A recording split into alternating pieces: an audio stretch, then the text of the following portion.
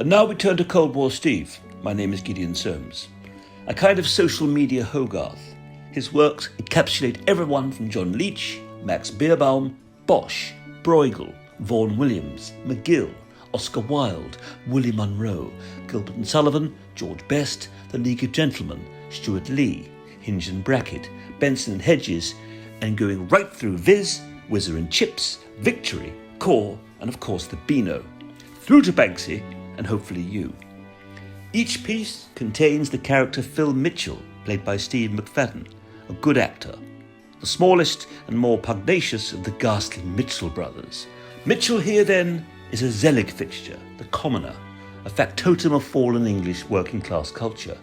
He looks on and is disgusted and beaten and furious and amused. Sometimes he's just bored with the monsters set before him. And they are monsters to a man, and that we cannot forget.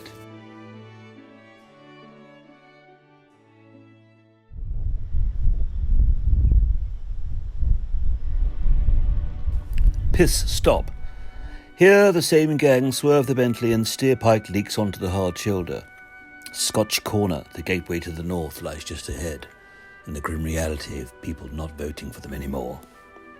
Branson is added, he who used to play with trains and aeroplanes, now desperate for loans, which he will receive, and we will pay the interest on. Could he not left it at Tubular Bells?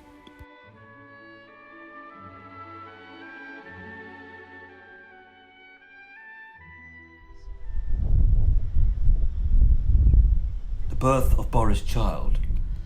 Our glorious leader marches past a reflected line of maternity nurses, each holding his braying child.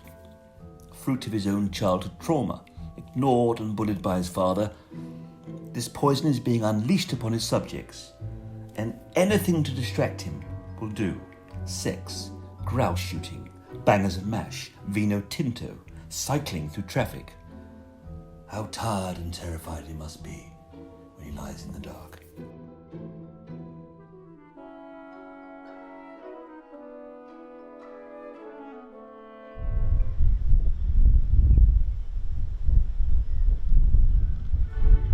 The fascist Sea Life Centre.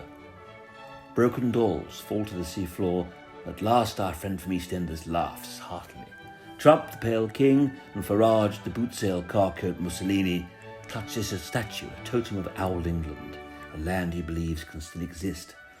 Bubbles ripple the surface of the great sea, and they are soon replaced by calm, then bubbles, then calm. Then a lone seagull swoops, darts through the meniscus of the ocean, and plucks out Trump's dead eye, swallowing heartily.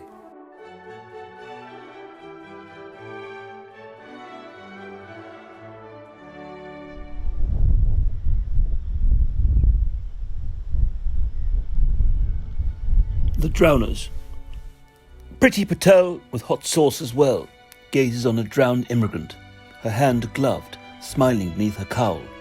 The broken Nazi remnants of an English seaside town wilt behind.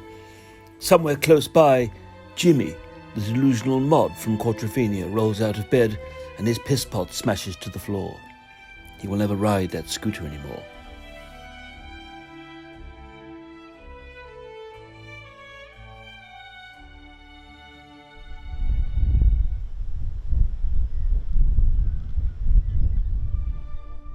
The first wave, the pandemic, leaps across the country. Nobody is safe, least of all the old, and we see various figures here in danger. Mick Jagger, the torrid singer of the Rolling Stones, who seemed to have led a charmed life due to aerobics and walnuts. Morrissey, the latter-day northern racist troubadour, is at the front, badly dressed. Kim Jong-il, Morgan Freeman, who hasn't made a good film in 30 years. All are here, laughing, joking. What will become of them? It's hard to say. But this figure in the foreground worries me.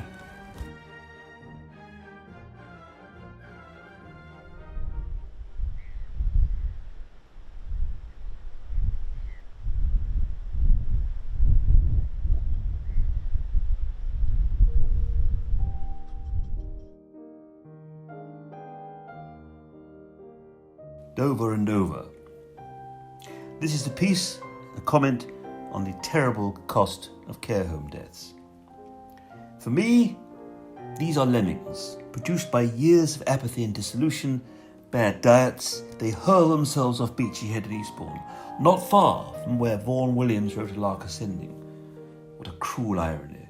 In the background, the health minister swings his invisible axe and Boris plays tennis, sweating. Steerpike again at forefront, plotting, planning, staring across at France. "Bring out your dead," said Monty Python in Life of Brian. But no, this parrot is truly dead, not resting.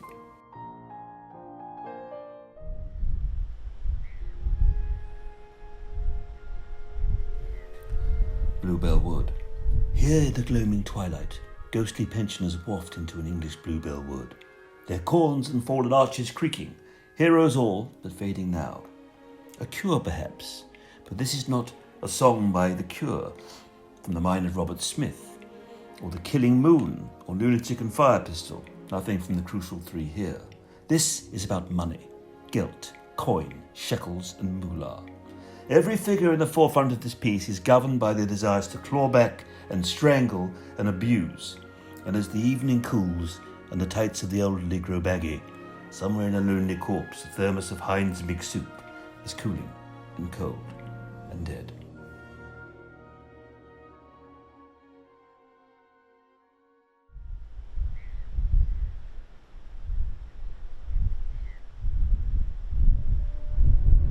Murdoch of the Medway. Fresh from his humiliation on the BBC documentary series, the ageing fascist patriarch strides towards Blighty, reducing to matchwood some colonial-era launches containing people he tossed aside as he made his fortune. The Brexit boat lies just ahead. The vote a direct result of his meddling in British politics.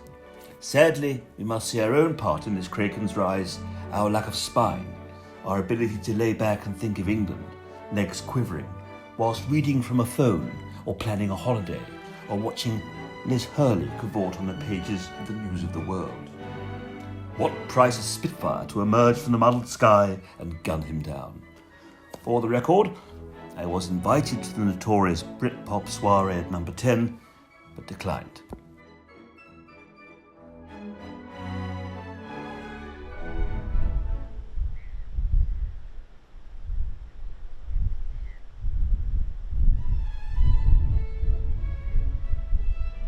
Barnard Picnic. Here we are witness to a great British tradition, the picnic, long summer days by the copses and the corpses. Here we see the group at Barnard Castle. Government had informed the populace that only journeys of half an hour or 30 minutes, whether by carriage or coracle, penny farthing or priss, were allowed. The picnicking group comprises Cummings, who brings to mind Steerpike, the vicious kitchen boy. Next to him comes the Prime Minister, the head of a Wurzel, body of Mike Ashley, the repugnant businessman, chief strangler-in-chief to any company who takes his eye. Then sitting, Harold Shipman, the serial-killing doctor from Manchester, then Michael Gove, then someone I didn't recognise. Frankly, I'm exhausted and feel soiled enough already.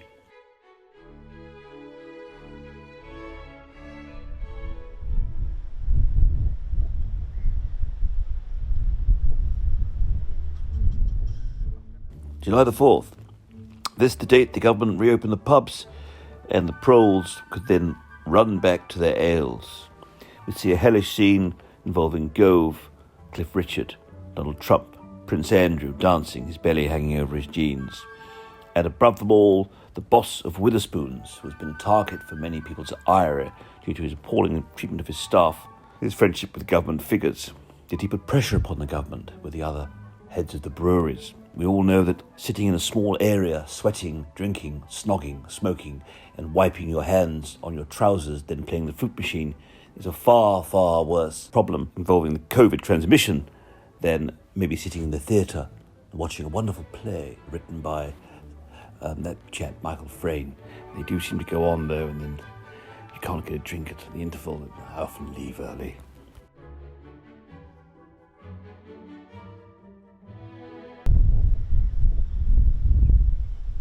Brexit Day. We see what appears to be Piccadilly Circus. Trump His huge rump stands on a small grass fringe. There is rubbish everywhere. All Hollywood, Scouse Baker betraying his roots for a piping of icing. Again Cummings stands and walks. Farage holds his flag aloft. Widdicombe, Johnson on the left is a tramp. McFadden looks on. How tired and bored he must be. The toilet's closed. Brexit Day, beloved. Brexit Day.